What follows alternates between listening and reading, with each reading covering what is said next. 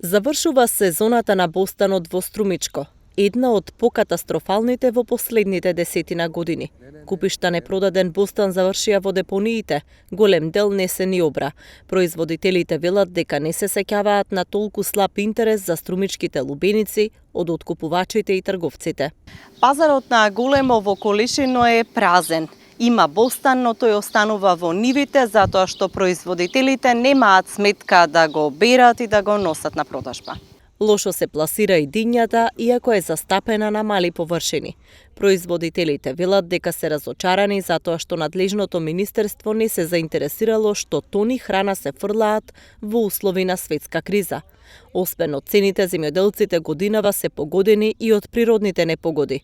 Во јуни насадите со бостан беа погодени од град, па се уништи голем дел од родот.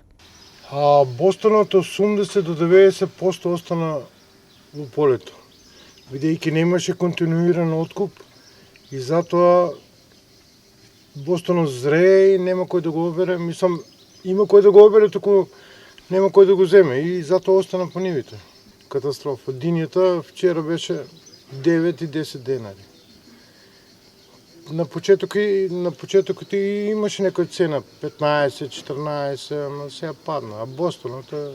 Површините под бостан нагло се намалија не само поради неповолниот пласман низ годините, туку и поради масовното иселување на Подгоријата, регионот каде многу се садеше познатата струмичка лубеница.